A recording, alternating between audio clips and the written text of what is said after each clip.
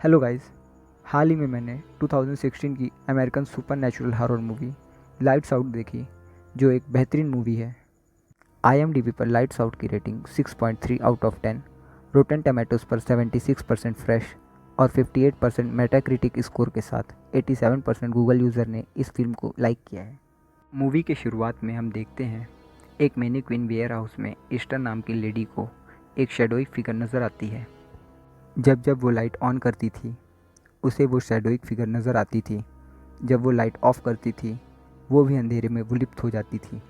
उस फिगर की फिंगर्स काफ़ी लंबे और पैने नज़र आ रहे थे, जिसे देखकर ईस्टर डर जाती है और ये बात अपने बॉस पॉल को बताती है और जाते जाते उसे अपना ख्याल रखने की बात कहते जाती है। पॉल को भी शैडोइक फिगर नज़र आती है जो उसे मार डालती है। सीन चेंज होता है और हम देखते हैं कि पॉल के फैमिली में उसकी वाइफ सोफ़ी, छोटा बेटा मार्टिन और उसकी सौतेली बेटी रेबेका थी। रेबेका अपनी फैमिली से दूर एक अपार्टमेंट में रहती थी। हम देखते हैं कि सोफ़ी को एक दिमागी बीमारी होती है जिसमें वो खुद से ही घंटों तक बातें करती थी। मार्टिन अपने कमरे में सोया होता है कि तभी उसे सोफ़ी को किसी से बात करते हुए सुनता है और उस आवाज़ को फॉलो करने पर वो देखता है वही शैडोइक फिगर को जिसने पॉल को मारा था। इस घटना के बाद से मार्टिन इतना डिस्टर्ब हो जाता है कि उसको रातों में नींद आना बंद हो जाता और वो अपने क्लासरूम में ही सो जाया करता है। बार बार क्लासरूम में सोते हुए उसकी टीचर देख लेती है और उसकी कंप्लेन रेबेका से करती है। रेबेका फिर मार्टिन को लेकर अपनी कार में उसे उसके घर छोड़ने जाती है। वहाँ फिर रेबेका की झड़प सोफ़ी से हो जाता है। रेबेका मार्टिन को वहाँ से लेकर अपने साथ अपने अपार्टमेंट में ले जाती है, उसे सेफ फील कराने के लिए। उसी रात को हम देखते हैं कि रात में रेबेका की नींद किसी के द्वारा फर्श को खरोंचने की आवाज़ से टूट जाती है। अंधेरे में फिर से वही शैडोइक फिगर रेबेका को नज़र आती है। रेबेका को लगता है ये शायद मार्टिन ही कर रहा है, पर देखते ही देखते वो शैडोइक फिगर रेबेका पर अटैक कर देती है। जैसे ही रेबेका लाइट्स ऑन करती है वो गायब हो जाती है। उस रात में रेबेका भी डर जाती है उसे देखकर। जब सुबह होती है तब रेबेका के फर्श पर डायना लिखा हुआ पाती है। यहाँ सोफ़ी और डायना के बीच कुछ रहस्य था जो हम मूवी में आगे जानेंगे। फिर सोफ़ी मार्टिन को घर ले आती है और वो मार्टिन के साथ रात में मूवी प्लान करती है। मूवी ऑन होते ही सोफ़ी कमरे की सारी लाइट ऑफ कर देती है। मार्टिन के मना करने के बावजूद भी वो नहीं मानती। सोफ़ी मार्टिन को अपने फ्रेंड डायना के बारे में बताती है। वो बताती है कि डायना को अंधेरे में रहना पसंद है, इसलिए घर की सारी लाइट्स को हमें ऑफ रखना चाहिए। तभी मार्टिन के पीछे सोफे के ऊपर वही शैडोइक फिगर यानी डायना नज़र आती है। डायना को देखकर मार्टिन डर जाता है और डायना भी मार्टिन पर हमला कर देती है। मार्टिन बचते हुए किसी तरह से घर की लाइट्स ऑन करके घर के बाहर भाग जाता है। वो भागते हुए रेबेका के घर पहुंचता है, जहां रेबेका पहले से ही डायना के केस पर स्टडी कर रही होती है। रेबेका अपने पिता के केबिन से कुछ डॉक्यूमेंट लेकर आती है, जिससे कि उसे कुछ कुछ डायना के बारे में पता चलता है, क्योंकि पॉल भी मौत से पहले डायना के बारे में जानने की कोशिश कर रहे होते हैं। रेबेका मार्टिन को शांत करके उसे डायना की कहानी सुनाती है, जो इस तरह है। ये काफ़ी पुरानी बात है, जब कुछ डॉक्टर्स ने डायना को एक घर के बेसमेंट में पाया था। उस वक्त महज वो सिर्फ 13 साल की थी। डायना के पिता ने खुद को ही मार डाला था, पर डॉक्टर्स का मानना था कि डायना के पिता की मौत के पीछे डायना का ही हाथ था, क्योंकि उनका मानना था कि डायना के पास कुछ सुपरनैचुरल पावर है, जिससे कि वो लोगों की सोच को मैनिपुलेट कर सकती थी। उसे एक स्किन डिसऑर्डर भी था, जिससे कि वो हल्की रोशनी में भी नहीं रह पाती थी।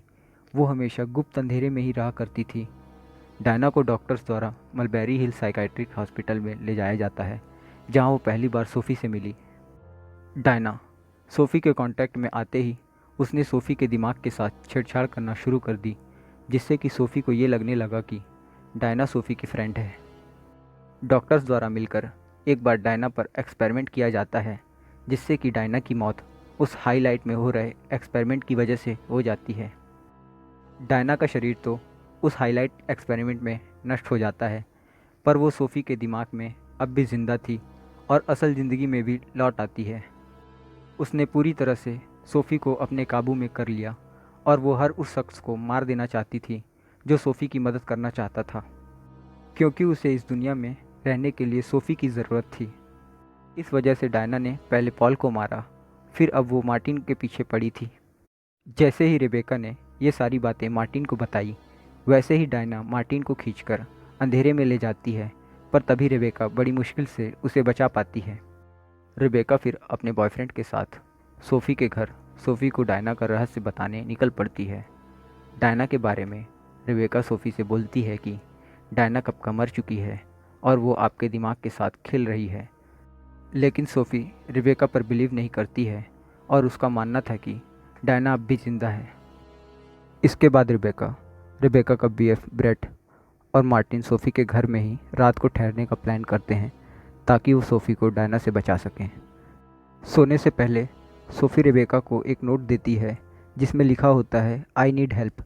इसे पढ़ने के बाद रेबेका को समझ में आ जाता है कि सोफ़ी पूरी तरह से डायना के शिकंजे में है और उसे बचाने के मकसद से घर की सारी लाइट्स को ऑन कर देते हैं, ताकि डायना सोफ़ी से दूर हो जाए। डायना को रेबेका के इरादे पता चल जाते हैं, जिससे वो रेबेका और मार्टिन को घर के बेसमेंट में बंद कर देती है और फिर ब्रेट पर अटैक कर देती है।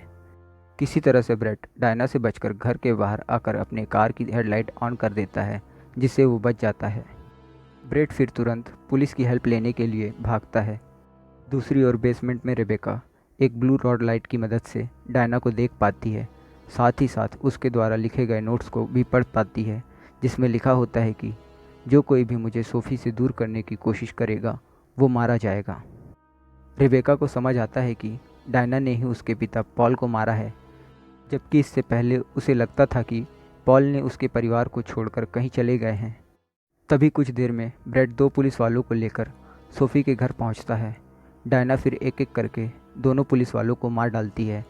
इसी बीच ब्रेट और मार्टिन रेबेका को बेसमेंट से बचा लेते हैं। रेबेका मार्टिन को ब्रेट के साथ घर के बाहर भेज देती है, जिससे कि मार्टिन सेफ रहे, और वो खुद सोफ़ी को बचाने के लिए घर में चली जाती है। यहाँ उसका सामना डायना से फिर होता है।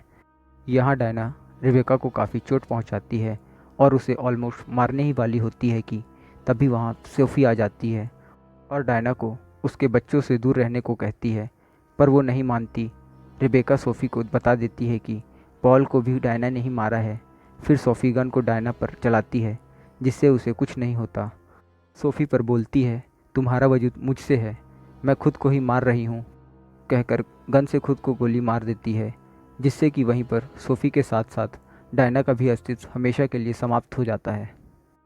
फिर एंड में हम रेबेका, ब्रेट और मार्टिन को देखते हैं, जो तीनों हमेशा साथ में रहने का वादा करते हैं, कि तभी वहाँ पर एम्बुलेंस की लाइट में थोड़ी ब्लिंकिंग नज़र आती है और फिर मूवी वहीं पर द एंड। ये थी गाइस लाइट्स ऑफ मूवी की पूरी स्टोरी। पर्सनली मैं कहूँ तो ये मूवी मेरी one of my favourite movie है। ये मूवी का स्क्रीन प्ले अच्छा है और देखते वक्त आपको बोरियत कम ही लगेगी। ओवरऑल ये मूवी काफ़ी अच्छी है और मैं इसे आपको ज़रूर रिकमेंड करूँगा। तो आप मुझे अपने ओपिनियंस लाइट्स आउट मूवी के बारे में कमेंट बॉक्स में ज़रूर शेयर करें। तो सोच क्या रहे हो? लाइक करो और दबाकर शेयर करो। मिलते हैं अगली वीडियो में, तब तक के लिए